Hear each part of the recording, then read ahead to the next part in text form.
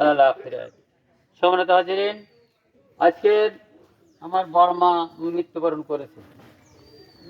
আমাদের এখানে কবরস্থান আমরা এখানে নতুন করে বানাইছি। আমাদের পুরনো কবরস্থান ওই বাড়িতে ছিল। আমার দাদারা বা আমার আরো পূর্ব যারা আছে ওখানে আছে।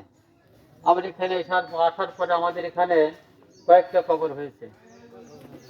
তা আমার দাদি এখানে আছে, আমার বড় চাচা আছে, বড় মা গেল, তারপর আরো কয়েকটা জাকির আম্মাজান আছে এখানে, আরো ছোট বাচ্চারা কিছু আছে। যেহেতু আমরা নতুন কবর করেছি, এই জায়গায় আমাদের জানাজা হয়েছে। আমরা পরিবার থেকে মৃত্যুবরণ করলে আমাদের এখানেই জানাজা, এখানে কবর হবে, এখানে আমাদের সমাধি। এই জন্য এই কবরকে আমরা কতটুকু আমরা কবরে যাওয়ার আগে কতটা আমল করতে পেরেছি, এটা আমাদের দেখার বিষয়। এজন্য কথা লম্বা না।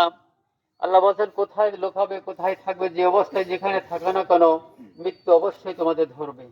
যত রাজা বাদশাহ, যত নবী রাসূল এসেছে, সবাই একই পথে চলে গেছে, একই সাথে আপনার এইভাবেই কবর দেওয়া হয়েছে, জানাজা দেওয়া হয়েছে। কেউ চিরজীবন আমরা থাকবো না। এজন্য আমাদের আপনার আখলাক, আল্লাহ এবং রাসূলের পথে যদি আমরা থাকতে পারি, তাহলে কবরটা আমাদের জন্য জান্নাতের বাগিচা হবে।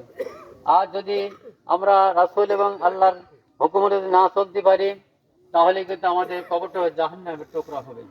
এই জন্য কবরটা জাহান্নামের টুকরা হোক আমরা চাই না। আমরা সবাই মুসলমান, আমরা সবাই জান্নাতে যেতে চাই। আল্লাহ পাক আমাদের সেই তৌফিক দান করুন। এরপর যে আপনাদের সামনে কথা নিচ্ছেন, আমাদের গ্রামের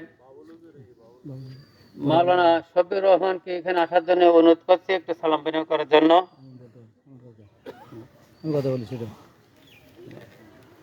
আসসালামু আলাইকুম ওয়া রাহমাতুল্লাহ।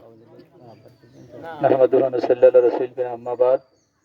আউযু বিল্লাহি মিনাশ শাইতানির রাজিম। বিসমিল্লাহির রহমানির রহিম। আসসালামু আলাইকুম। হাক্কি বাশিরা ওয়া নাজিরা। আল্লাহ তাআলা বলেন যে রাসূলকে পাঠানো হয়েছে ভীতি প্রদর্শনকারী আর সুসংবাদদাতা।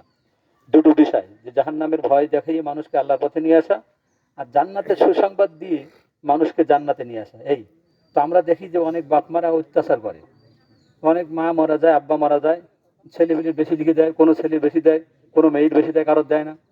এই হাত থেকে আমরা বাঁচি।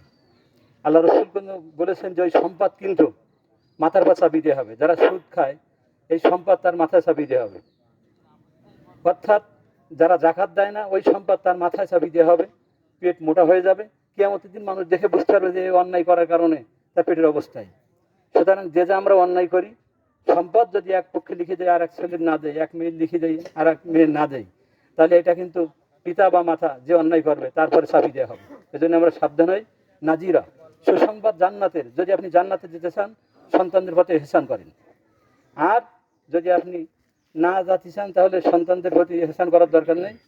তার জানাজা পড়া না পড়ার সমান। আল্লাহ সুবহানাহু ওয়া তাআলা আমাদের সকলকে নেক হাত দান করুন। সকলের সুস্বাস্থ্য কামনা করে শেষ করতে। আসসালামু আলাইকুম ওয়া রাহমাতুল্লাহ। এ পর্যায়ে কথা রাখছেন মাওলানা শফিউর রহমান।